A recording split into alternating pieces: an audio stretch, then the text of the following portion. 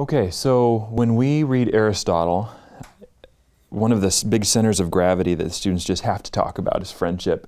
It's delightful. He complicates friendship. He nuances it. He gives them tools and resources to think about it. So let's just start off. Tell me really briefly some of the things that our students connect with most, and then let's work from there. But what do they love about Aristotle on friendship? Well, it's a topic that's accessible to them. It's immediate to them, and they're dealing with it right then, so that's attractive. But I also think it creates a kind of anxiety about, do I have real friendship? Is it, why am I in a relationship with this person? So I think, at least with my students, I feel like that tension is there. Yeah, okay. I mean, in experiencing the Nicomachean Ethics as freshmen, that's just hard stuff.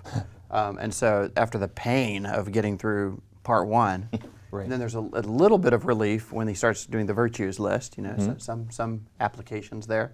Then you get to friendships, and it's kind of wide open. Yeah. And I think Torrey tutors, we tend to lead those sessions a little more freely. Yeah. So there's some immediate relief there. But then quickly that gives way to these distinctions that he introduces among types of friendship, which raise all kinds of self-doubt, I think. Right, because you have these friendships of utility where, we're friends because I get stuff from you and you get stuff from me, but as soon as that stops, we're done. And then friendships of pleasure, but the best one being friendship of virtue. But then they're asking all these questions like, where do I stand in relation to my other friends? So these things become very real to them. Later on, Aristotle starts talking about friendship with oneself being the basis for the friendship one has with anyone else, which becomes very interesting because he's saying, unless you're the kind of person that wants these goods for yourself and does anything to get these goods, the best goods for yourself, then how could you possibly be a friend to others? Because to be a friend is to want those goods for them as well. So you have to be this first. He makes it very, very rich and nuanced. But building on that, connect for me how Aristotle thinks of friendship and what we're doing in a Great Books program. How are these related, aside from this is just one of the topics we discuss? So one of the nice things, and I think, Josh, you've taught Aristotle more recently than I have, but one of the nice things that you always get is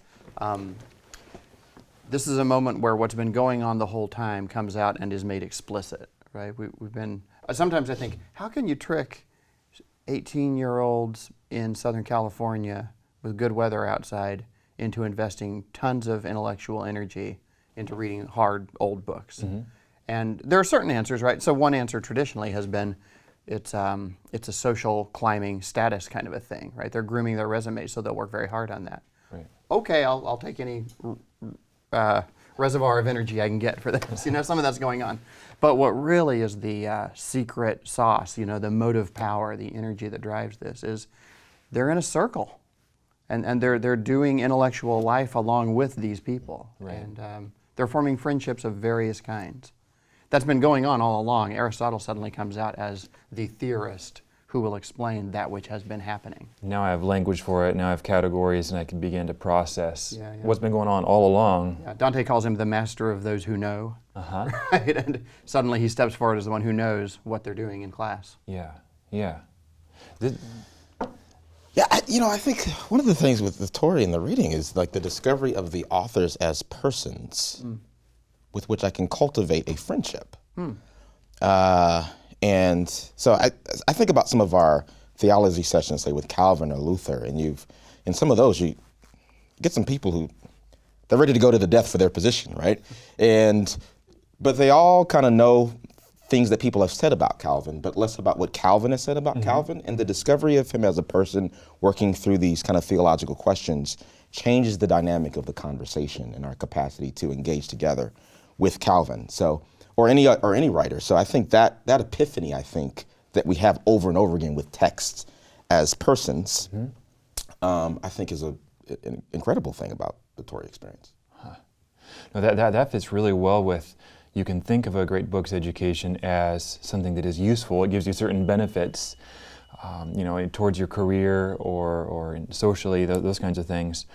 Something that might give you a whole range of pleasures, but we could categorize it as sort of a friendship of virtue, where by becoming friends with these people, by learning to to have, like, I remember one of my students said that he feels as though Dante, after taking a seminar on Dante, he feels as though Dante were right here and he could ask him any question and Dante could answer because he was becoming friends with Dante. Not that he'd read any of this secondary literature, he wasn't becoming a scholar of Dante, learning Italian, but Dante was becoming a friend. And as a friend, he could accompany him through life, saying more than is in the text because of that friendship. I really like that. I really like that. I think too, going back to the anxiety too, because I asked myself, at what place is Aristotle standing to make these distinctions between friendships of utility and pleasure, what have you? Is it him standing kind of outside people's lives and observing this? Because I say to myself, how do I know that what I think is a friendship of virtue is actually a friendship of virtue? And there's a point where he talks about how friendships of utility and pleasure are similar to friendships of virtue insofar as the utility and pleasure continues. And so it makes me wonder, I need to think deeply about my relationships with people, and to not take for granted that those things are actually happening, but to really ponder and to continue to process that in meaningful ways. Yeah. Fred, what have you learned about friendship with these authors? Is that language that you would use to describe different authors, or not so much? Yeah.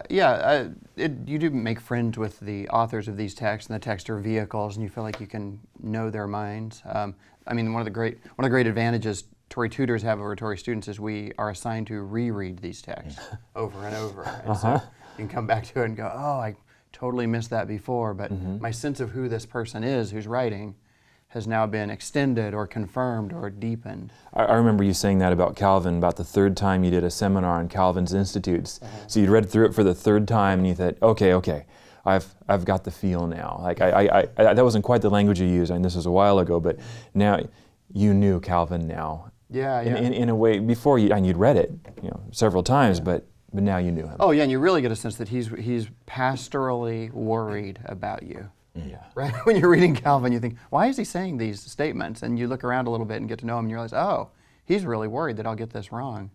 And so everything about his rhetoric is moving towards a pastoral intervention in what could be construed as a dry theological text. So we're about two things, among many others, but we're about a genuine friendship with each other in the program as faculty and among the students. And we're about a genuine friendship with the authors whom we're getting to know over the years. Yeah. I sometimes say what you really need is you need a friend in every century. Yeah. Right? It's a high standard. I may be lacking someone in the 11th century or something like that. But the more you can fill in those gaps. All right. The Torrey Honors Institute at Biola University. Biblically centered, great books, liberal education. More at biola.edu/Torrey.